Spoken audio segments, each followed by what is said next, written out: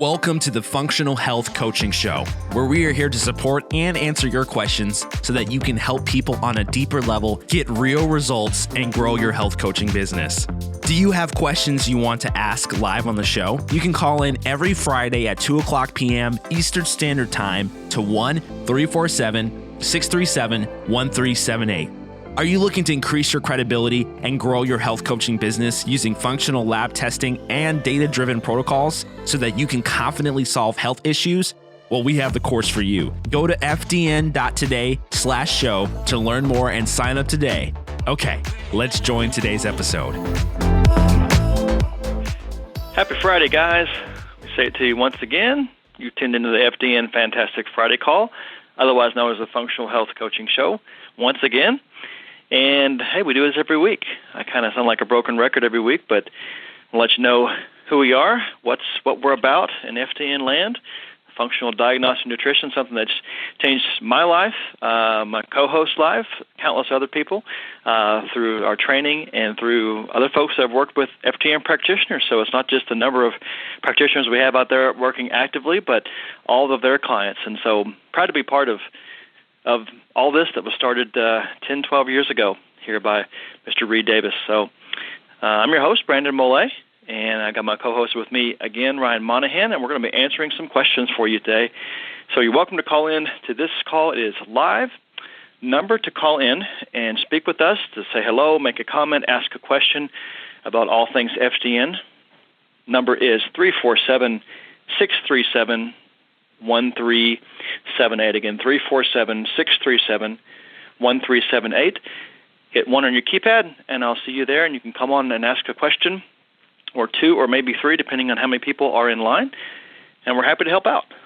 So it is June 5th, 2020, so year is, I guess, halfway over. Is that what they say? So it's been an interesting one for sure, just in general. So hope things are good where you are and getting focused on the right things, hopefully helping some people out. So as Reed says, do some good in the world, and that's what we're about. So again, thanks for tuning in with us. We do this call pretty much every single week, and again, we answer your questions no matter where you are in your journey. If you're in the course currently, if you have already graduated, you want some help on a case or some aspect of business or marketing or whatever, we're happy to help there. And of course, if you're out there, you're just listening to this podcast, you stumbled upon it somehow or somebody recommended it to you there. Thank you for tuning in there. I've actually got a couple of graduates this week that, hey, they found FDN just from a podcast. So not sure if it was this one or it was one that Reed has appeared on over the years, but it's actually how I found FDN as well. So the old Underground Wellness podcast is how I found FDN, and then looked at that syllabus and said, wow, that's exactly what I've been looking for here. And that was 10 years ago, and we've improved things even from 10 years ago. So an even more robust course than ever. And we're working on improvements as we speak right now, actively doing things to help you guys out, be better practitioners, and make things easier for you on a whole bunch of different levels.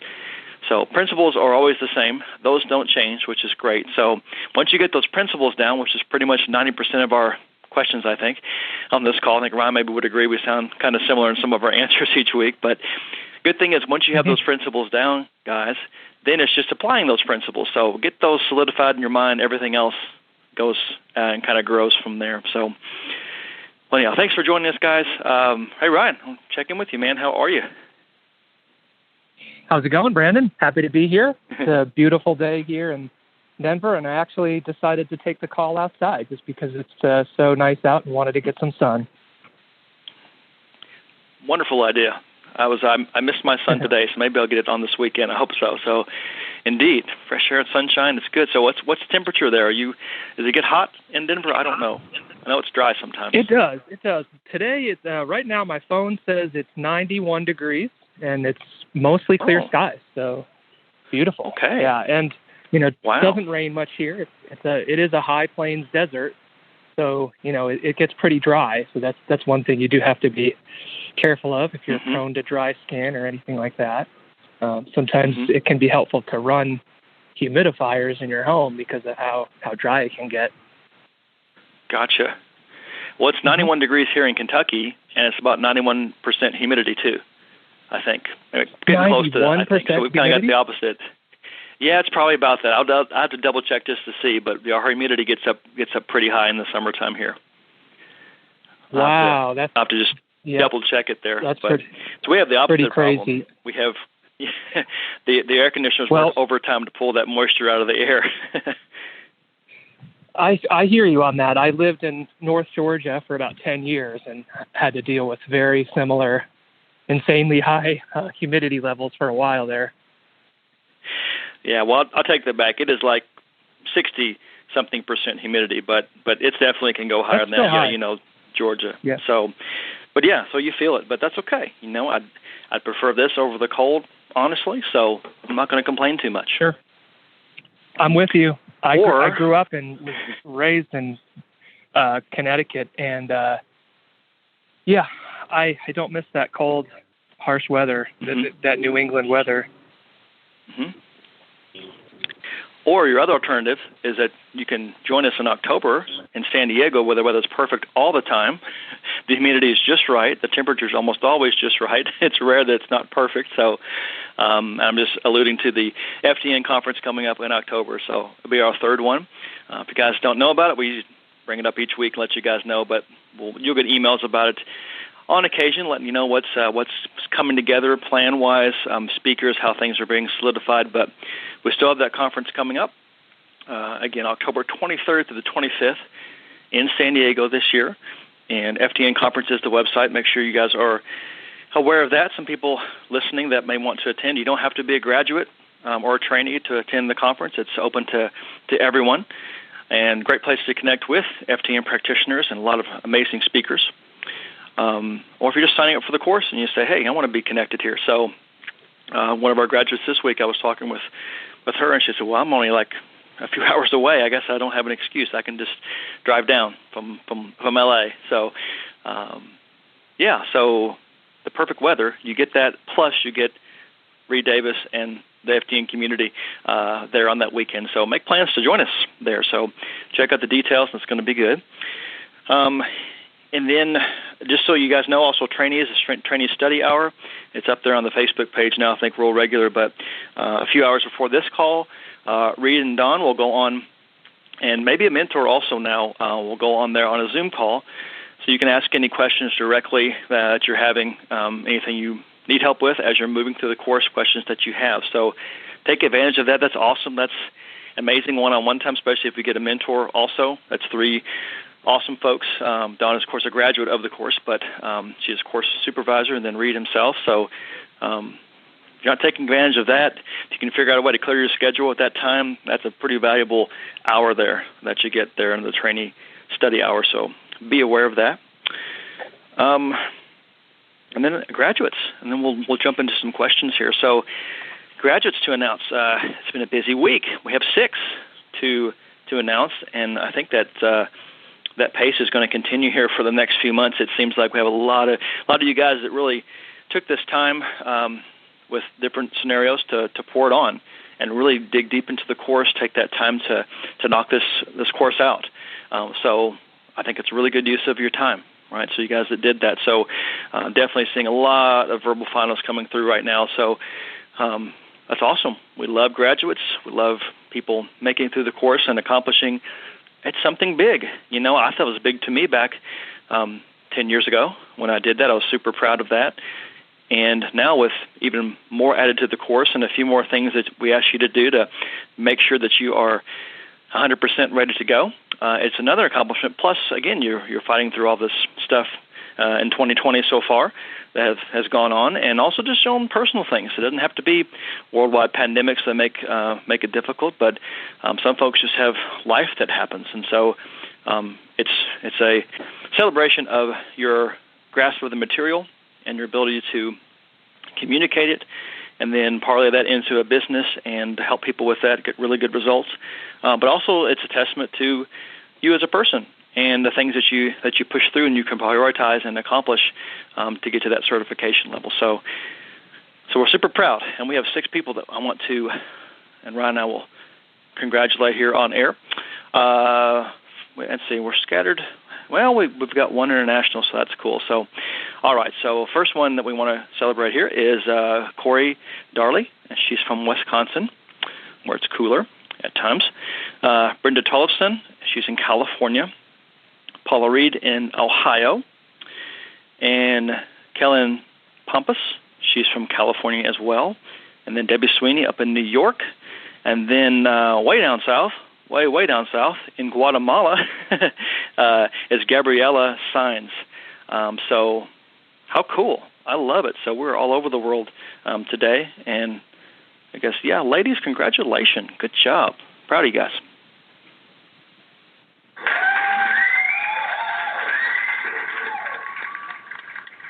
Good stuff. I think I just lost Ryan, so he'll come back on here in a second. But congratulations, ladies. Good job. Looking forward to what you're going to do with the certification. Okay. Well, I think it's time for some questions. So, see a lot of you guys lined up there on the switchboard. So thanks for tuning in. And we'll take your guys' questions first. So if you want to hit one on your keypad, I'll grab you first. Otherwise, we'll hit a few questions here. I'll give you just a minute to do that. Again, tune into the FDN Fantastic Friday call for June 5th, 2020. And things are good, and they're busy in FDN land, so it's a good thing. Again, some updates to the course, some updates with technology, which I think we talked about, alluded to a little bit, but some cool things to bring us up a little bit more to where we want to be with technology-wise. Are upcoming to the course there, some training, some things that we're doing right now, piloting. It's going to be really good. So some of those wish lists that you guys have or had maybe for years, we're getting to check some of those off now. So cool stuff will be upcoming on that, and I'm excited about it. All right. Well, I'm going to grab this question here. Actually, I have three different questions that were all sort of really, really similar. So let me see if that's Ryan again. Yep. Ryan, is that you? Hey, Brandon. Yeah, I seem to have gotten disconnected there for a second, but I'm back. Oh, no problem.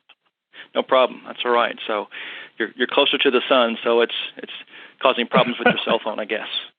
It could be.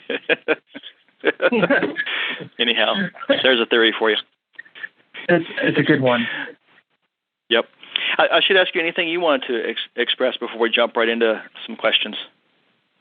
Nothing in particular. Just want to congratulate all the new graduates. Super exciting. And, I often kind of think of dividing my life as before FDN and after FDN. So, and I hope that others have a similar experience too. Yes. I might try to steal that from you. That is my experience also. Yep. There are those milestones in life.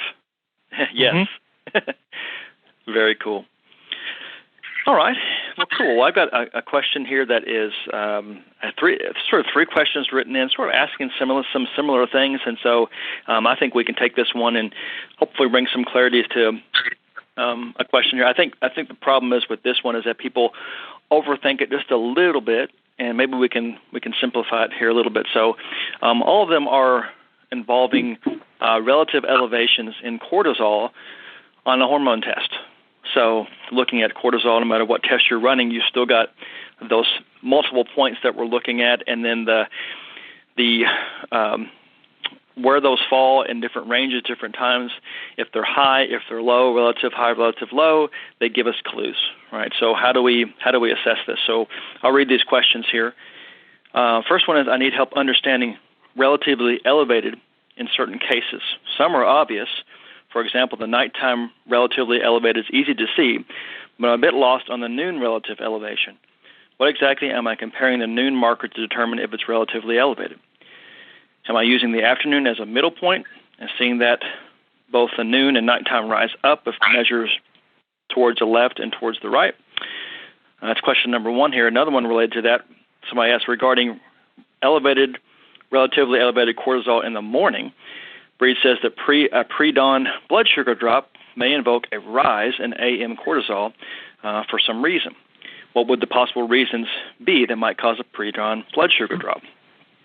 And another one, in Module 3, Reed keeps saying the AM cortisol is high, but it's 9.3. The range is 10 to 18, Am I looking at that right? It's confusing me. So a 9.3 there. So all good questions here. So all kind of, I think, in the same vein of things. So I'll jump off and kind of give part of my take here, and then Ryan, you definitely add with this too. So I really love this whole cortisol aspect of things. I think it's one of the things on one of these tests that really you can clinically correlate very easily with, and it makes a big statement too. For me, it's for looking at the overall total cortisol output. We'll just talk in real general terms, so not specific to any test, but if a person has a really high cortisol output, I like to say, hey, look at that. You're responding really well to stress.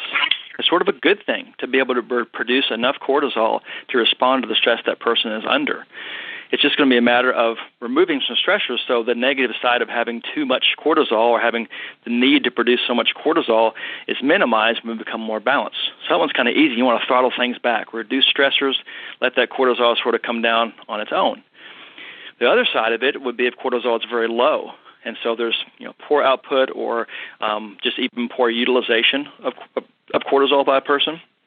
That's something powerful too, because it shows that person, hey, maybe it's time to really make some big changes here because of what the numbers show. And that's the beauty of lab testing, right? Is you get to see it on black and white paper. It can be kind of sobering. Hey, look, here's where you're at. Okay, that's part of that motivation, that wave of motivation, hopefully, that rushes over that person to make some changes. So low or high, that's a big part of it. So usually you can find a lot of clinical correlation with just the overall cortisol output is great to see. I think it's a good starting point there. And then you get to dig deeper with these labs, because all hormone tests that we run here are going to be at least 4 points. So a morning-ish, a mid-morning there, maybe lunchtime, afternoon, nighttime, multiple points along the way along that curve. So we have a sort of standard that we look at as far as what that curve should look like for like a healthy person, an appropriate response. So any deviation from that normal pattern gives you clues. So simple as that. And when we talk about relative elevation versus just a true elevation, so let's say, for example, in the morning and again, the range is a little different tests, we'll just say that we want a person to be between like 10 and 18 in the morning. So if they have a 22, we know for sure, hey, that is high. But it's out of range. That's going to be a pretty high number. That's an elevated cortisol there. So just on the surface, just looking at numbers and ranges, we can see that it's elevated. Now, the relative elevation, that's the key word there, being relative. So if something's relative to something else, I think a good analogy might be if a person is losing weight. So somebody that weighs 350 pounds and they lose 5 pounds, well, yay, that's awesome. But as a percentage, relative to their 350-pound starting weight, that's not that much weight, really. But somebody that weighs 160 pounds that loses 5 pounds, well, that's much more significant. Relative to the starting point, 5 pounds is more significant than the person that weighs 350. So it's always looking at it in terms of how much total cortisol output there is. So if their total output for a day for cortisol is 12, and you think, well, it's got to all be low, everything's got to be low. They're not producing enough. They're in exhaustive state. They just really need to focus on their health and work on building that back up. Well, that may be true, but if you say, well, of that 12 total, if 10 are in the morning and you have like 1 and 1.5 there, no, was that 1 and 1/2, anyhow, add up to 12. If that 10 that's at the very top there, relative to the total of 12, that's a huge elevation there in the morning. So we have a major relative elevation in the morning for that person. So the comparison worksheet and just looking at the graph itself, you can see that, hey, this looks relatively high compared to the overall amount. So that's where you start to dig in to get some clues. Something's high, something's low, different times of day gives you some clues. So hopefully that explains relative. That's what I can think about explaining that. And it's very, very individual, each person. But look at the numbers. You should be able to pull that out of there. If you're having trouble there in the beginning, can't seem to quite understand that, pull that out. You're going to have plenty of practicals and opportunity to try it and see if you can figure that out and get it correct. So, Ryan, you want to add something to that? That was a fantastic explanation. I would add that with any relative elevations throughout the day in cortisol, I'm often thinking about the context of what someone's day actually looks like. So if we're seeing an elevation in cortisol that's relatively elevated prior to the previous reading, I'm often thinking about stress and inflammation and perhaps even food sensitivities or, and of course, blood sugar handling issues. So it's not uncommon for me to see someone say they're intermittent fasting or skipping lunch, and then in the afternoon they have higher cortisol. And that's because when your blood sugar drops, your body tries to compensate by raising cortisol, which is going to raise blood sugar simultaneously, right? So some of those context clues throughout the day can be really helpful. And that can just kind of open up a discussion about asking some of these questions. So again, a few more examples. If someone's got cortisol that's in range midday, but then in the afternoon it's higher than that, it's relatively elevated, I might ask them, okay, are you skipping meals? Are you doing an intense afternoon workout somewhere between lunch and later in the day, like between lunch and dinner time? Are you eating something that maybe you're not supposed to be that's triggering an inflammatory reaction that's raising cortisol, et cetera? So those are some of the kind of context clues, and there are others, but those are maybe some common examples of what might cause those kind of disrupted or dysregulated patterns from the norm where you want to see, cortisol highest first thing in the morning and then steadily decline throughout the day. Mm-hmm. Mm-hmm. I think one of my favorites, good stuff, one of my favorite relative elevations there, or elevations at all, would be something high in the nighttime or first thing in the morning. I like those. Blood sugar is a very common one there, but I love it because you see a lot of clinical correlation, usually, how the person sleeps. And so That's it's right. like, wow, and right there on paper, they're saying, wow, my cortisol is high. Okay, well, if cortisol needs to be low for you to relax and go to sleep and do really good, then what in the world is triggering your cortisol to come up so high at that time? And if we can figure that out, maybe your sleep's going to be a whole lot better, that you've had crummy sleep for 10 years. That's clinical correlation. That's the magic in an R&R, is that clinical correlation. So you're setting them up. Okay, wow, okay, well, how do we figure that out? Okay, well, we're going to get there. You get to walk out and kind of unveil that as you go through a results session with the person. And let's not also forget, our friend, the relative nighttime elevation and its correlation with parasites. Yes, exactly. Exactly right. That could be a definite sign of sleep disturbance. If someone has parasites, we know that they can become more active at night, which can cause elevations in cortisol in the evening. And it could be that someone's been having sleep issues for so many years just because they've got some kind of gut bug or critter that's disrupting their diurnal rhythm. Exactly. I would say that relative elevation at nighttime, I'd say that's probably about a 95% correlation to something you're going to see on a stool test. It's very rare that you don't see that connection there, which is the beauty of having all labs in front of you at one time, and not breaking them up. I'll go back to that we talked about last week. Having everything in front of you, you can see that, oh, there it is. And then, so instead of saying, well, we need to get that cortisol down at nighttime, maybe we can recommend some kind of herb or something you can do to help lower that cortisol. It could be helpful. But if we know that we have, like you said, a parasite there, well, deal with that parasite, and that's really what's rising, because that's nothing wrong with you. I'll say that too. If cortisol is increasing at nighttime, well, your body is doing what it's designed to do, and that is respond to a stressor appropriately. So it's nothing that's wrong that's happening.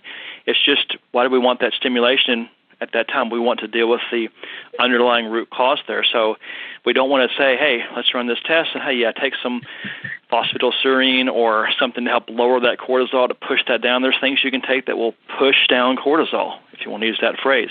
It might make them sleep a little bit better. It will, but that's still band-aiding it. That's still just some relief care, which is okay in some degree, but not ultimately. What is that deeper thing or a couple things. Like I said, blood sugar could be liver dysfunction, could be mineral imbalances. Lots of things that can cause that. But yeah, going back to the organisms, that's one of your big fingers pointing toward that. Then if you can combine some other markers on other labs that really point that way, and then you know very clearly where to go. I'm really glad you said that. Hopefully that's. Mm-hmm. Yeah. Yeah, I was just going to add to that. I'm really glad you made that point, Brandon, because I really think that, just like you said, if you were seeing a relative elevation in nighttime cortisol, your initial instinct might be to recommend something like phosphatidylserine, something that can lower nighttime cortisol, right? But that's just kind of papering over it. It's not really asking the question, why is that happening to begin with, right? And that's always the question I'm trying to ask. If you're seeing high cortisol, low cortisol, relative elevations, it's always why? It's not treat the cortisol, it's why is this happening?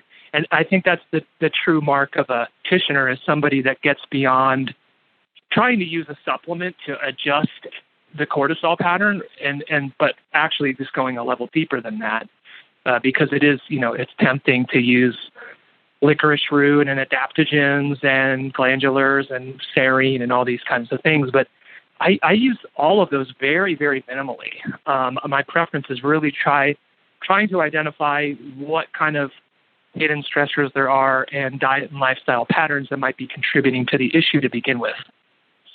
Mm-hmm. Major point there, big time. That's it. That's one of those foundational principles. That's if you're thinking that way, you're thinking like an FDM practitioner does. That's the beauty of it. I got to have that conversation this morning with the client that had been back and forth with a lot of thyroid issues, and tried this and tried that, and got under-medicated, over-medicated, overstimulated, and all the problems with that. Said, we've got to figure, we can't just play with one lever and adjust one lever and expect that's going to fix the whole entire machine of the body. We can't just play with this one and only look at that and put blinders on and look at just that thyroid. We've got to look at all these other things that could be causing an issue. You had some antibodies too. Okay, we've got more than just what something like even Thyroid Gold or some kind of herbs might do or a prescription might do. We've got to think bigger. So that was really super eye-opening, that person. They thought, all I've got is just, I think they have one tool to work with.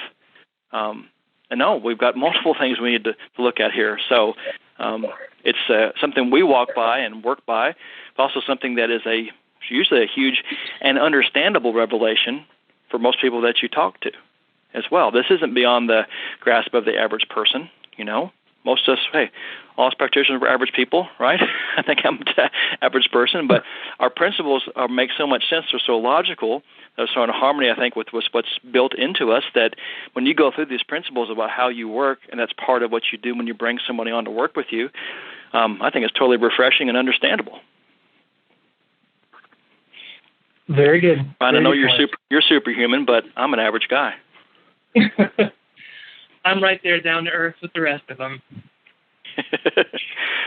Oh, good stuff. So hopefully that helps, guys, on that one. There are kind of 3 questions there that go into that. So use the tools that you've been given there as far as, comparison worksheets or just looking at the graph itself. You can pick out those things. A little bit of experience, some time like that, you're going to pick out those things even better. It'll be just, you can zip through a hormone test and look at that and analyze that within just a matter of a minute. You can zip through and get a good feel of the overall view, then dig out a little bit deeper. So good questions, but just keep moving forward with that. You'll get it. Okay. All right. Hey, we've got a hand raised. So area code, I'll call out your area code here and ask your name, and then you can ask a question. So I've got 707 area code here. What's your name, 707? Right, there you go. Yeah. Thank you. I'll make sure I get that. Are you there, 707? I couldn't move the dirt. It's too heavy. I would have to get the... We'll mute you there. We'll come back to you, 707. So like you're kind of busy. All right. Again, you guys want to call in and ask a question, you can do that. 347-637-1378. Again, 347-637-1378. 1378 and hit 1 on the keypad, and you can come on there. And do thank you guys for tuning in today. Several of you guys on the switchboard. Looks like some familiar area codes. So jump on and say hi if you'd like. All right. So let's see here. 707, I'm going to hang up on you, and then you dial back in, and that way I'll know when you've raised your hand again, because I don't think I can remove your hand. All right. There we go. All right. So 707, dial back in. Okay. All right. So got a few more on this here. Okay. Let's talk about some gut stuff here a little bit. All right. Kind of a long question here, but a good one. Okay. So a person says, "Hello, all. Hoping for some support on clarifying some concepts around leaky gut. As I understand, leaky gut occurs when the tight junctions of our mucosal lining open up. This is caused by an increase in zonulin protein triggered by gluten proteins. But it's also stated that food sensitivities can cause leaky gut." The person's in Module 7. "Just wanted to make sure I'm solid on this concept. Am I correct in the understanding that zonulin increases is only one way to cause those junctions to open up, but other things like inflammatory foods and toxins and pathogens and SIBO can put stress on them, causing them to open up? Or is it still related to zonulin, and these stressors increase zonulin as well?" So good question here. I think maybe to simplify that question, I think they're asking, is zonulin the one thing that causes these to open up, and that's it? Or are there other mechanisms at play? We know some of the influences, right? All the things they're listing, those are correct. All those things can do that. But Ron, I'll ask you, is zonulin the only thing that opens up these tight junctions, or are there some other mechanisms? Do we know? Definitely not. I think he sort of answered his own question. Inflammation, dysbiosis, food sensitivities, particularly gluten. We know that gliadin can really drive up zonulin production, right? And so it also helps to understand a little bit about the zonulin protein and how it works and what its mechanism is. And I think in these discussions of leaky gut and intestinal permeability, sometimes we get lost in thinking or assuming that some leaky gut is a bad thing. But in fact, zonulin is kind of like the gatekeeper. I almost think of it like the TSA agents at an airport. And the zonulin protein essentially helps to regulate the traffic moving through those tight junctions, the spaces in between the epithelial cells and the mucosal barrier.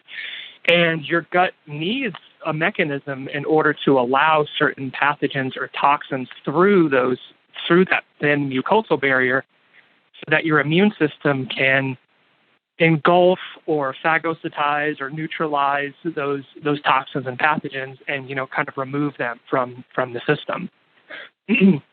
So that's always happening in the body to some degree, and if it wasn't, then we'd actually be in trouble. So the key is that the zonulin helps to regulate selective permeability, meaning that it's occasional and it's selective, meaning, it's happening as the body needs it to happen. The problem is when just like with cortisol, right? Everything's kind of like a Goldilocks zone. The problem is when it becomes chronic and when it becomes, a hyper elevation of zonulin, and then you have undigested food proteins and toxins and bugs and all kinds of stuff leaking through the gut into the bloodstream where it doesn't belong. But I'm getting maybe into a little too much detail, but yeah, the short answer is that there are other things, even, heavy metals and glyphosate. One really big driver of leaky gut is actually endotoxins produced by dysbiosis or bacteria in the gut.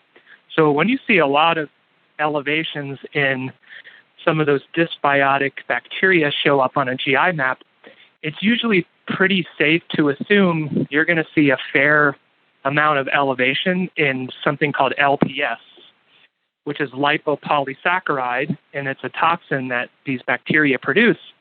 And that can drive a lot of gut dysregulation and lead towards leaky gut as well.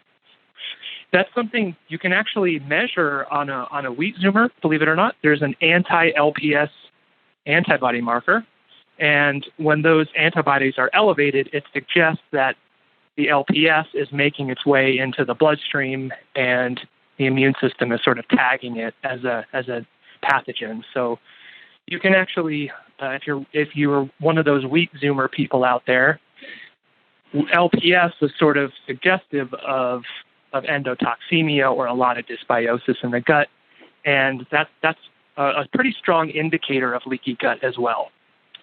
Hope that answers the question. Mm-hmm. I think great, and I think guys write down that TSA agent, Goldilocks zone. That's some good phrases there. Those are awesome. That's great. I think I immediately understood that. So being able to use good analogies and ideas that people can understand when you're going through an R&R, super important, right? So I think we do a lot of this good and bad, like this is good cholesterol and bad cholesterol, and this is good and bad, very black and white, very, there's no gray in this. The body's not always like that.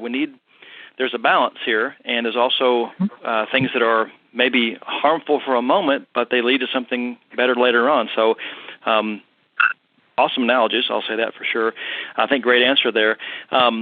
Zonulin is an add-on to the GI map if you want that marker, something you can put in the mix there if you want that. I think it's a helpful one. It could be helpful. It could make a difference there. I think that's one that Reed said, hey, this may be probably a pretty good add-on all the time there. That with zonulin with an IP test and the GI map there, that would be a pretty good look pretty comprehensive look at gut health. I guess throw in a wheat zoomer there, and you've got about as much usable data as you can use there.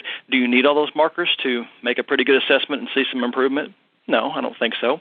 But for those you like to get as much information as you can, those will all probably tie in together. And if they don't all point toward leaky gut for a person, then probably 2 out of 3 or 3 out of 5 will.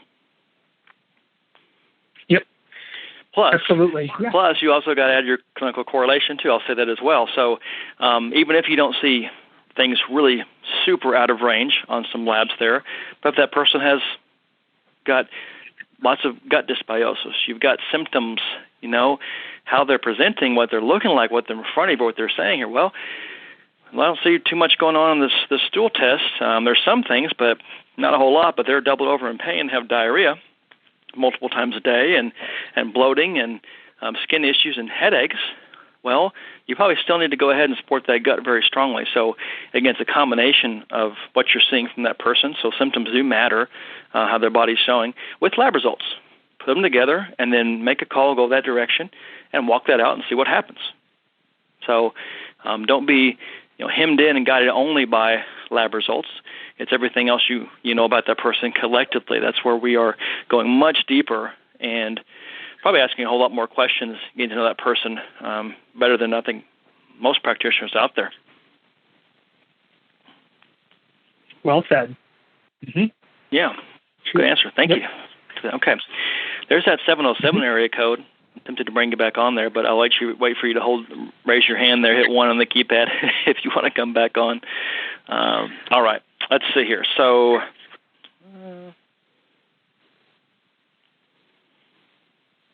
got a couple highlighted ones I wanted to bring up there. Oh, since we're talking about gut stuff, this is one I've been asked before. Is there any side effect to someone doing a parasite elimination if they don't test for it? So I'm going to say we're going to just assume this is a natural protocol. We'll say so, it's like an herbal, botanical protocol for parasites. And then side effects, is there anything, I guess, any reason why you wouldn't do one? So I think of 2 scenarios here maybe we're looking at kind of going back to what I said before. Maybe you don't see a parasite on this test, but a lot of symptoms point towards it. History of travel, different things say, I just feel like there's, or maybe some other markers on the test are really high where the body's responding really strongly to something. You might say, well, you've never done a parasite cleanse before. Maybe you want to do that in addition to some bacteria and yeast work. That's going to be a practitioner call and with the client also, and most people are going to be leaning that direction also. So, If we don't see it on a test, but we suspect it, is there any reason not to do it? I can't think of one reason why you wouldn't. Our protocols are very gentle. They're not, we're taking a huge risk here by taking some herbs to eradicate some kind of parasite. I say that's no problem. And then I guess the other scenario I'm thinking about, maybe if the person, I've had people say this before, say, hey, well, we know everybody's got gut problems, so why don't we just go ahead and have them do parasite, bacteria, yeast work, go through that protocol, wait a couple months, and do a stool test and see what shows up at that point. Mm-hmm. What do you think about that scenario, Ryan? Is that something you've ever done or come across? I think the only downside is potentially maybe the money you spend on the protocol if you don't actually have a parasite. Right? So that is one of the advantages of the test don't guess approach is you do get to narrow down exactly what's going on. So sometimes we might assume based on our symptom presentation that there's a parasite going on, but we know that yeast and fungal overgrowth and H. pylori, right? There's a lot of crossover between the types of symptoms that those gut bugs can cause, right? All that is to say that for the most part, yeah, I totally agree with you. I don't think there's a tremendous harm in doing a parasite protocol if you have, some reason to believe there's an issue there. And like I said, I don't think there's a lot of downside except for the money you might spend on the supplements. One helpful tip, though, and this does get a little more advanced, and this is in part is covered in the advanced blood chemistry course, but there is a poor man's marker for parasite activity, and that is a marker called eosinophils, which are differentiated immune cells that are targeted at fighting parasites. So if you see those elevated above a 3% range on a blood chemistry panel, and I'm specifically talking about a CDC panel, which is, about usually $20 or $30 out of pocket. It's really cheap. You get to look at your white blood cells, red blood cells, all the differentiated immune cells, and eosinophils is always included on that panel. And that correlates really well with parasites in my experience. So much so that if I'm running blood chemistry first, I usually tell the client, look, I'd put money down that you've got a parasite based on the elevation in the eosinophils. Or if the concern with doing a parasite cleanse is budget and, someone doesn't have the money to run a GI map, you could get some extra clarification very affordably by running some blood chemistry and looking at that one marker. Mm-hmm. Mm-hmm. Mm-hmm. I'd say it's a real strong correlation too. Exactly. So that's, on that test there, you had your white blood cells, and you have all that little list there: lymphocytes, neutrophils. All those there are your different types of white blood cells, and so they're looking at the percentage of those. So if that percentage of that particular eosinophil there is higher than the range, then it means the body is kicking up, your specific, very, specific troops to go attack that particular kind of organism. It's up, so it's a good indication the body is fighting something. So yeah, there's another clinical correlation point. Or a lot of people will bring to you just blood testing, right, as part of the intake process. They've had some labs ran, so you can look at that and say, wow, okay, this is, maybe you're going to retest. You might see that come down. But definitely tells you, hey, we've got to look at the gut. That's another point. It's cool to be able to pull out that information from these blood tests that they thought maybe didn't give them much information. Mm-hmm. Mm-hmm. Yeah, good point. Good point there. So, and a lot of people are going to come to you. They've already maybe done a whole lot of work. Maybe this is their second pathogen protocol that they've done.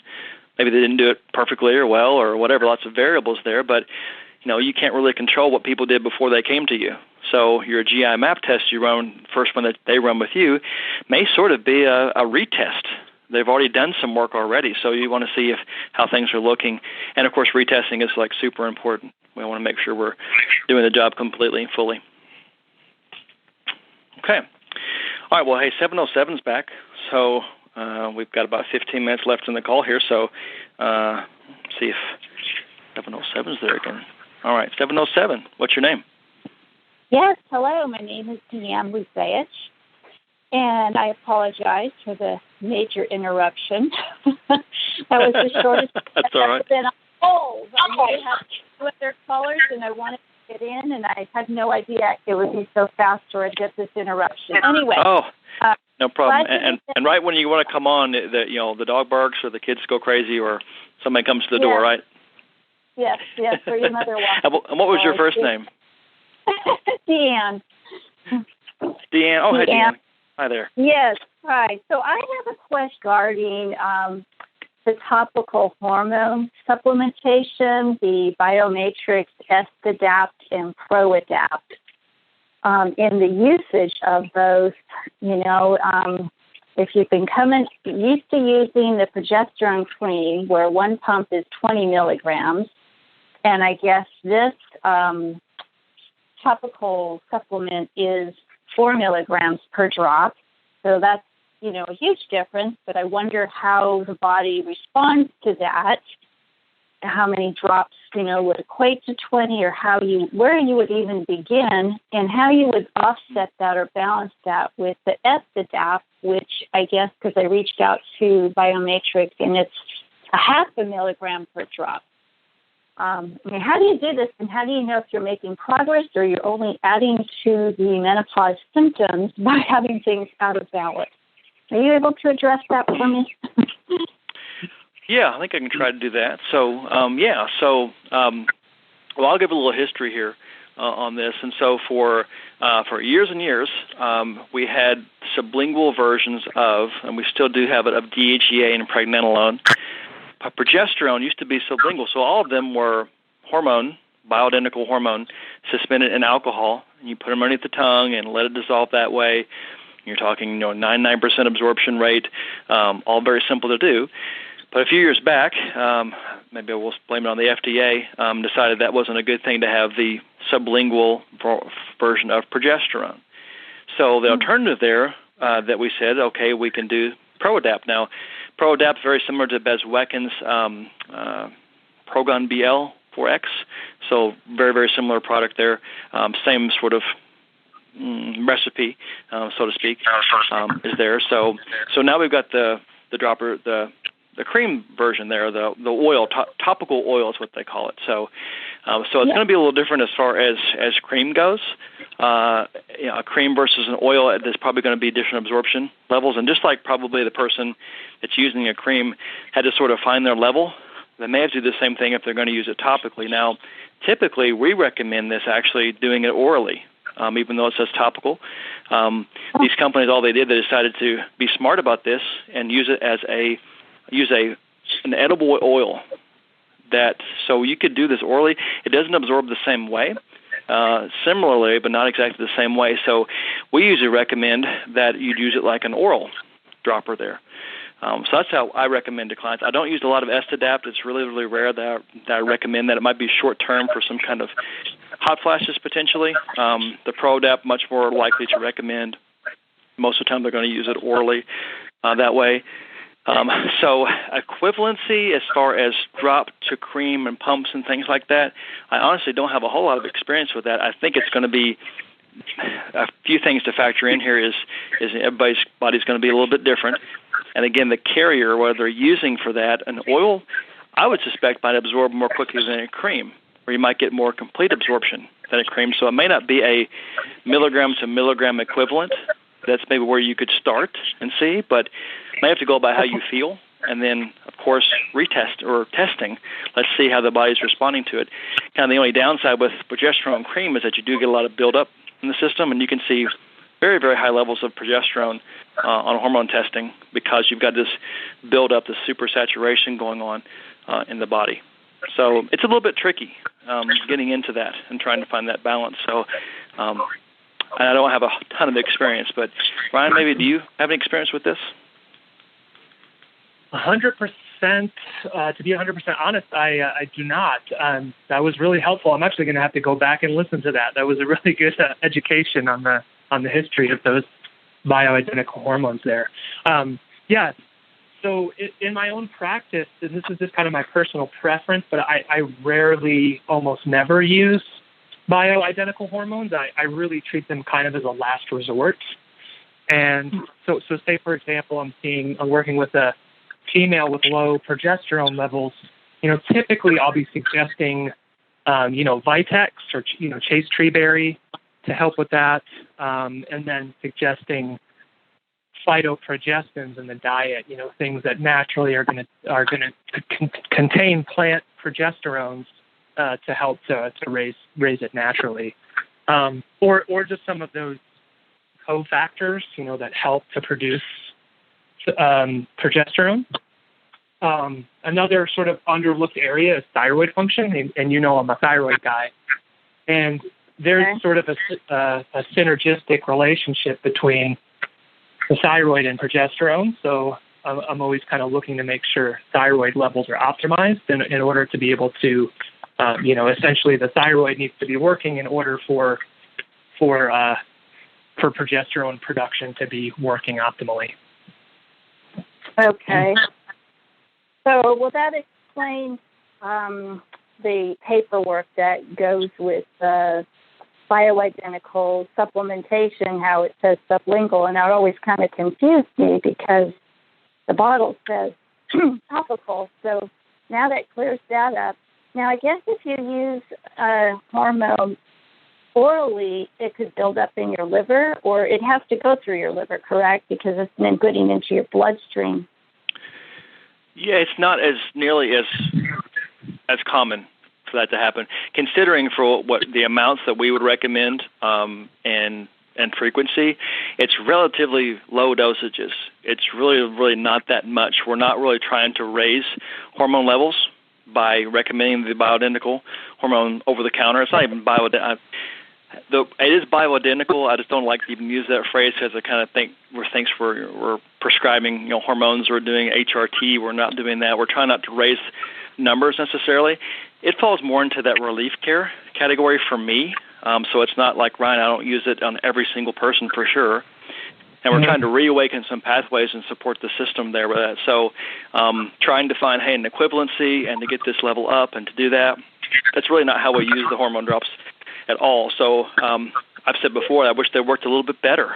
Actually, it's not going to be, I've only seen it maybe not even a handful of times using DHEA and then seeing DHEA go above the range within a 3-month period.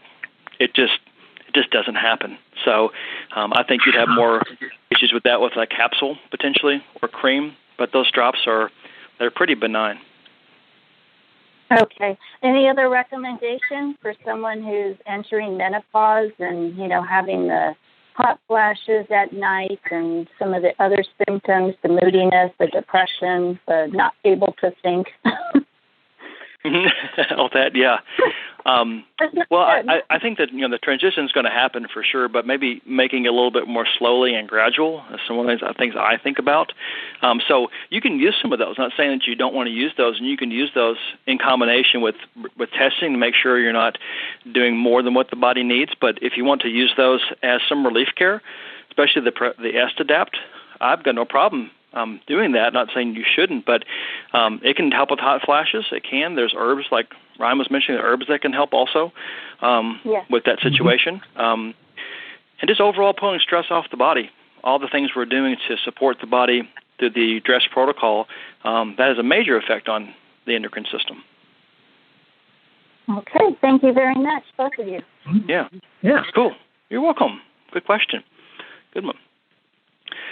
Okay, we've got 5 minutes left, or 6 minutes left, so maybe we can get one more here. It's got a hand raised. So I've got 978 area code. 978, what's your name? Hi, it's Donna Sack again. Hello. Hey. Hello, Donna. Hi. So I have a question about a client who, it took her, it's been about 3 months to get her to finally finish all the intake forms, do the lab. We finally had the R&R. We went over the protocol, the supplements, and she's been dragging her feet on whether to go forward and order these supplements. And I guess what I'm asking for is she's questioning how will she know she'll improve from all this, and she doesn't know if homeopathic or botanical remedies are really going to be the answer. What would you say or do, or is there a document in the document hub that I can provide her to help her make a decision here? How will she know that it won't work? Right. Yeah. I guess that's citing. usually. Yeah, go ahead. Well, she's citing a longitudinal study that was done in France recently that decided that they were not going to reimburse for natural homeopathic remedies, even though she's open to it. And I realize, and I'm going to tell her this, that studies, there's so many, she should read the study of studies and how many confounding variables there are. And it's very difficult to do nutritional studies and all of this. I don't think you're going to convince her.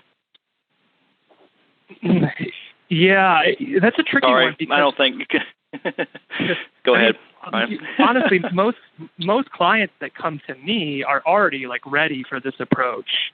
So I usually don't take on clients that are lukewarm about the process, because I want to take people that are a 10 out of 10. And in most cases, those are people that have already been burned by the conventional medical model, and they're totally ready to take on my recommendations. I can also share my own personal story and how the FDN process changed my life. And that's often very powerful for potential clients, just kind of sharing my own story. And lastly, I would say to remind her that supplements in the absence of diet and lifestyle change are more or less kind of useless. So I would somewhat agree that supplements on their own are not all that valuable unless you're also willing to embark on the other components of that DRESS protocol, right? So you need to also be incorporating a nutrient-dense diet and rest and movement and exercise and stress reduction and all those good things we talk about.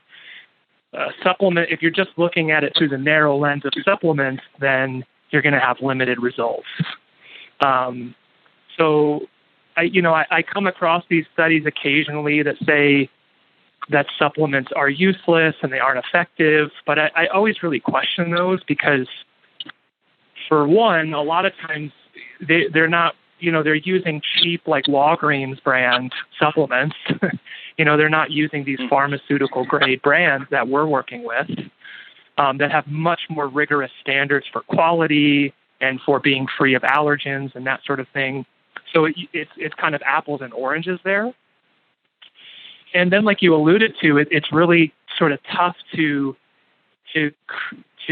perform these studies when they're trying to just isolate this single variable of how, say, taking a vitamin D supplement might be affecting your health in the absence of all these other variables that we discuss, like diet and lifestyle. So that's kind of my thought on that. Don, I muted you because I got about a minute left here, so I want to say kind of something here, and then we got a second here. But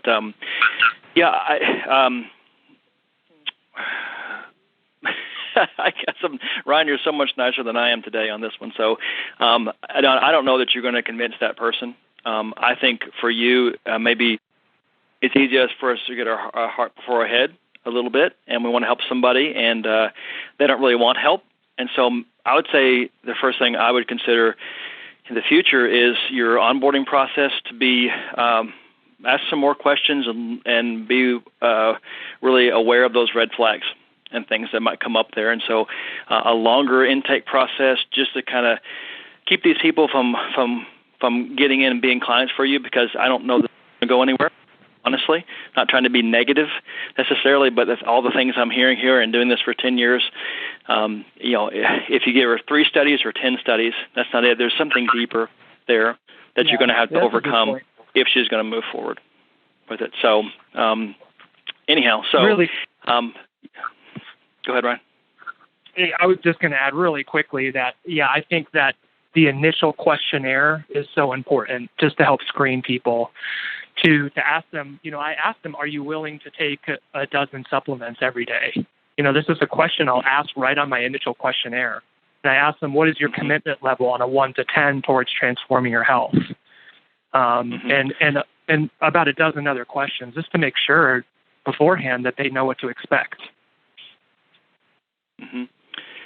Yeah, she's just not the right client for you, I don't think. So, working out that financially and hey, you want to do that, there's some different thoughts on that. But, if she takes 3 months to get the intake forms in and is slow to do things right there, she's not motivated. There's nothing pushing her to do that. And part of that could be because she doesn't believe in the process, and that's just not a good match. Nothing, you did wrong or anything bad about anybody, not saying anything about that person's character, who they are. It's not a good match. And so trying to set those standards and make sure that people are a good match, because nobody's going to win here. You're not going to win. She's not going to win. It's just not a good combination. That's what we want to try to prevent, because it's frustrating for everybody, all parties involved. So it's not in the best service to them to bring somebody on that doesn't meet all those criteria very well. So we have those. So anyhow, hopefully that's helpful. Call's over, guys. Have an awesome weekend. Congratulations to our 6 graduates and our callers today coming in, and Ryan for being on with me. And guys, have an awesome weekend. Ryan, enjoy that sunshine. I will. You too. Talk to you soon, Brandon. Have a good one, Ryan. All right. Thanks, guys. Bye-bye. Bye-bye.